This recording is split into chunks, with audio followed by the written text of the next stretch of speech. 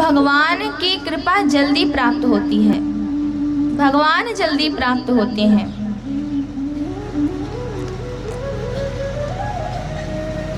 और यह जो हम कहते हैं कि भक्ति तो बुढ़ापे का काम है, यह तो मानो एक टॉपिक बन गया हो। कोई भक्ति कर रहा है, अरे अभी करके क्या फ़ायदा, बुढ़ापे में करना। आपको पता है वो बुढ़ापे तक रहेगा? किसी की आयु पता है किसी को? नहीं। हमें यह पता नहीं कि कल हम रहेंगे कि नहीं, फिर भी कहते हैं कि भक्ति बुढ़ापे में करना।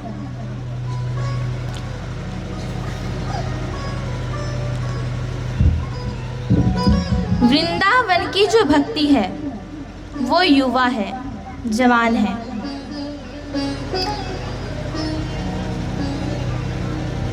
यदि हम बुढ़ापे में लठिया लेकर वृंदावन की परिक्रमा करेंगे तो वृंदावन ही सोचेगा कि तुम बैठ जाओ, मैं ही तुम्हारी परिक्रमा कर लेता हूँ। अब आप ऐसे ऐसे डोलोगे, परिक्रमा हो पाएगी? तो भक्ति तो बचपन से ही करना चाहिए।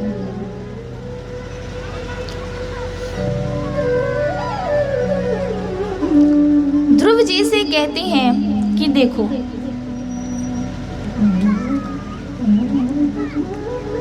तुम्हारी सौतेली माँ ने तो तुम्हें वह बताया जो मैंने आज तक तुम्हें नहीं बताया। उन्होंने कितनी अच्छी बात कही कि यदि तुम्हें बैठना ही है तो परमपिता परमेश्वर की गोद में बैठो। इस राज सिंहासन पर बैठने से क्या होगा? ध्रुव जी समझ जाते हैं।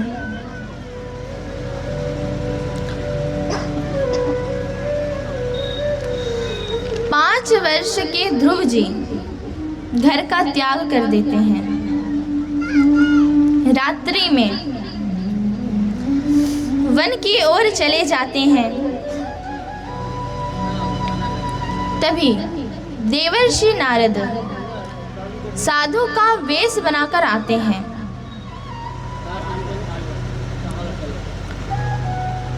कहते हैं, बालक तुम कौन हो? मुझे लग रहा है कि तुम अपने घर का रास्ता भटक गए हो। चलो मैं तुम्हें घर तक पहुंचा देता हूँ।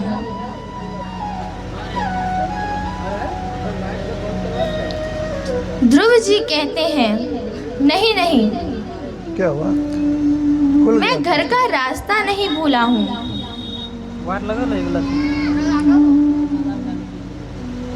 मेरी सौतेली माँ बताते हैं कि किस प्रकार से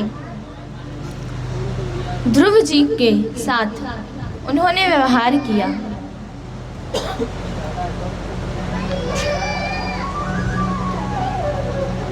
देवर्षि नारद कहते हैं, अरे ध्रुव, तुम इतने छोटे हो और अभी से तुम्हारे हृदय में यह है कि अपमान और सम्मान, देखो यह ठीक नहीं। देवर्षि नारद तो यह जानकर कह रहे हैं कि उनकी भक्ति पता चले। ध्रुव जी कहते हैं,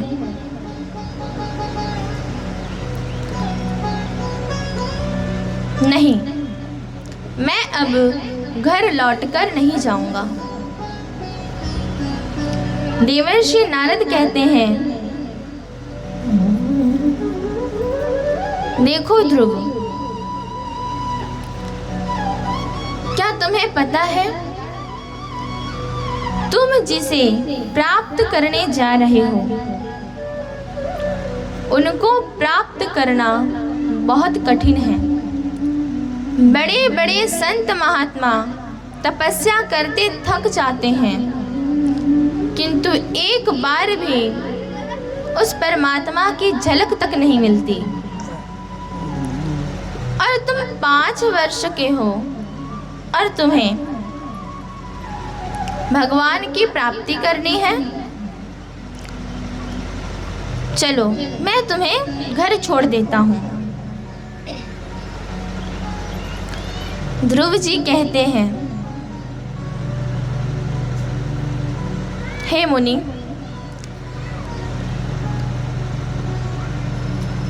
मैं जानता हूँ कि उनको प्राप्त करना बहुत कठिन है, किंतु मैं ये भी जानता हूँ कि मैं जिनको प्राप्त करने जा रहा हूँ वो मुझे अवश्य मिलेंगे। ये मेरा विश्वास है। 5 वर्ष के ध्रुव जी के हृदय में भगवान की प्राप्ति के प्रति इस प्रकार का प्रेम देखकर देवर्षि नारद बहुत प्रसन्न होते हैं। कहते हैं, बालक,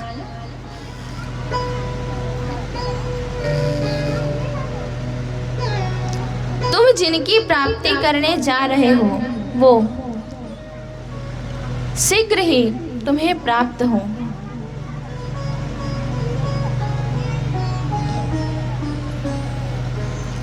तुम वृंदावन चले जाओ। वहां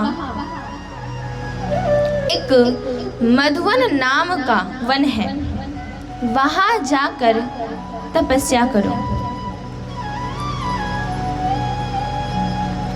और मेरी यह विश्वास है कि भगवान तुम्हें अवश्य अपनाएंगे। ध्रुव जी देवर्षि नारद को अपना गुरु मान लेते हैं।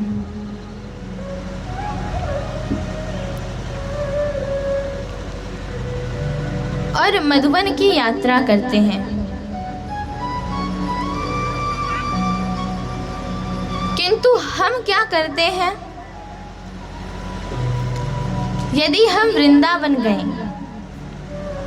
हमने किसी से पूछा कि बिहारी जी तक जाने का रास्ता कौन सा है, उस व्यक्ति ने हमें बताया कि इधर से सीधे चले जाना, राइट चले जाना, लेफ्ट चले जाना तो बिहारी जी का मंदिर आ जाएगा। तो अब हम उसी को बिहारी जी मान लें। वो तो एक प्रकार से हमें मार्गदर्शन करा रहा है, वो मार्ग तो नहीं, मार्गदर्शन करा रहा है।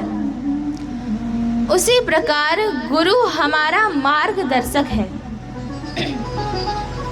भगवान तक पहुंचाने का रास्ता है, भगवान नहीं।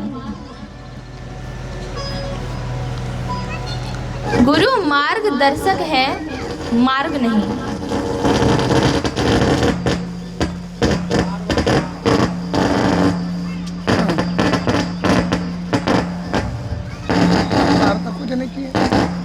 ध्रुव जी मधुवन की यात्रा करते हैं, नारद जी को अपना गुरु मानते हैं, उनके चरणों में प्रणाम करते हैं, परिक्रमा करते हैं और मधुवन पहुंच जाते हैं।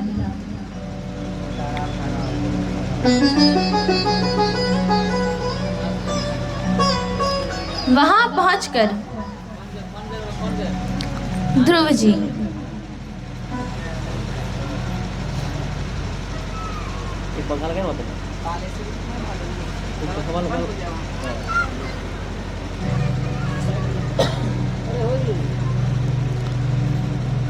पहले वर्ष में, पहले माह में वे फल खाकर तपस्या करते हैं। दूसरे माह में फल खाना छोड़ देते हैं, केवल पत्ते खाकर रहते हैं। तीसरे माह में पत्ता खाना भी छोड़ देते हैं, केवल जल पीकर रहते हैं। चौथे माह में जल पीना भी छोड़ देते हैं। जैसे ही 5वां माह आता है, वे श्वास लेना भी छोड़ देते हैं। उनके श्वास ना लेने से संपूर्ण त्रिभुवन का श्वास रुक जाता है। सभी देवता भयभीत हो भगवान विष्णु के पास जाते हैं। प्रभु हमारी रक्षा करो, हम मर जाएंगे, हमारा श्वास रुक गया है, हम क्या करें।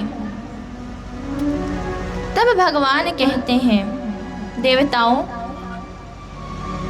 आप चिंता मत करिए, यह तो मेरे छोटे से भक्त ध्रुव की तपस्या है। मैं अभी अपना दर्शन देकर उसे उस तपस्या से मुक्त करता हूँ।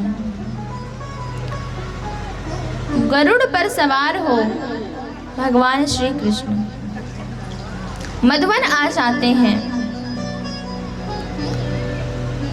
ध्रुव जी के सामने खड़े हैं। मेरे ध्रुव जी भगवान की जो छवि है उसे अपने हृदय में धारण कर रखे हैं। नेत्र बंद करके उन्हें देखे जा रहे हैं। भगवान उनकी जो छवि थी उनके हृदय में उसे चुरा लेते हैं। ध्रुव जी भयभीत हो जाते हैं और नेत्र खोल लेते हैं तो सामने भगवान का दर्शन होता है। बोलिए भक्तवत्सल भगवान की। भगवान के चरणों में गिर जाते हैं। ध्रुव जी को भगवान अपनी गोद में बिठा लेते हैं। उन्हें सहलाने लगते हैं।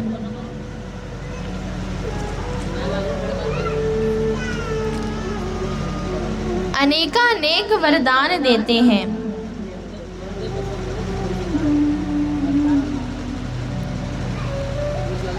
कहते हैं कि ध्रुव तुम उस ध्रुव पद को प्राप्त करो जिसकी ग्रह नक्षत्र तारे परिक्रमा किया करते हैं और 36,000 वर्षों तक प्रजा का पालन करो। तत्पश्चात मेरे धाम को प्राप्त करो।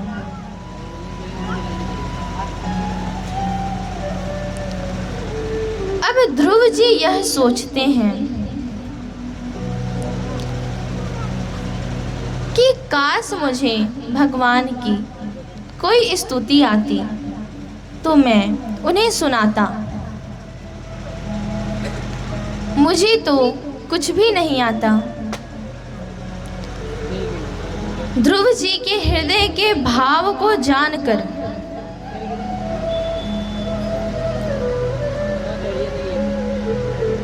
भगवान अपने शंख को उनके कपोलों पर स्पर्श कराते हैं। तभी उन्हें सारे वेदों का ज्ञान हो जाता है।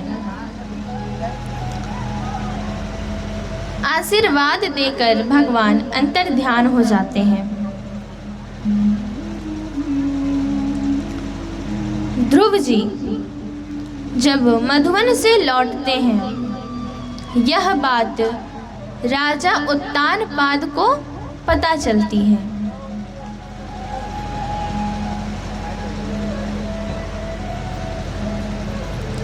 तो राजा उत्तानपाद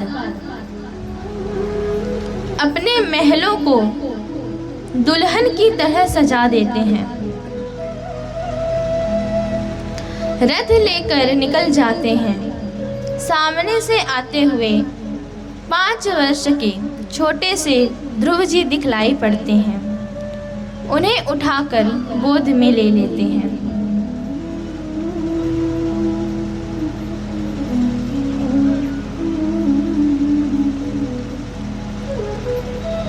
यह है भगवान की भक्ति। एक समय पे ध्रुव जी ने जब पिता की गोद में चढ़ना चाहा तो उनके पिता ने उन्हें अपनी गोद में नहीं बिठाया। और आज भगवान की भक्ति कर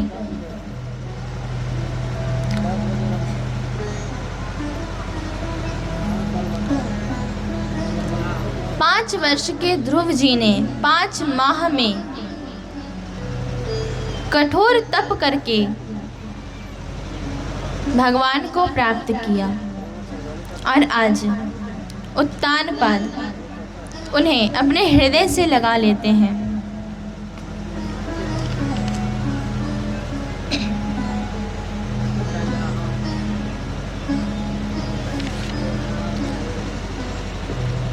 आप यदि भगवान को कुछ भी कहते हैं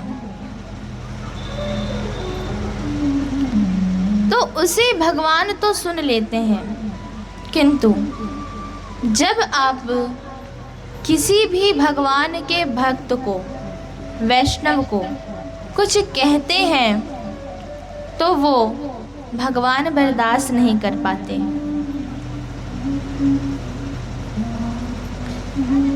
कहते हैं एक पाप को भगवान कभी भी माफ नहीं करते।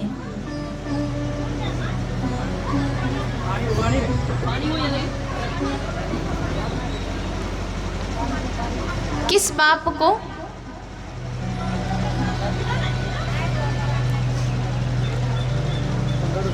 यदि कोई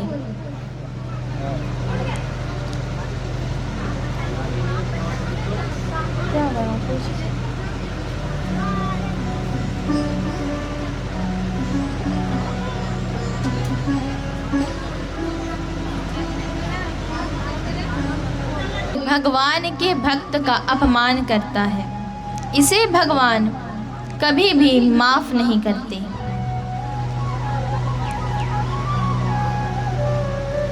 तो भगवान तो केवल भक्तों के ही वश में हैं और किसी के वश में नहीं।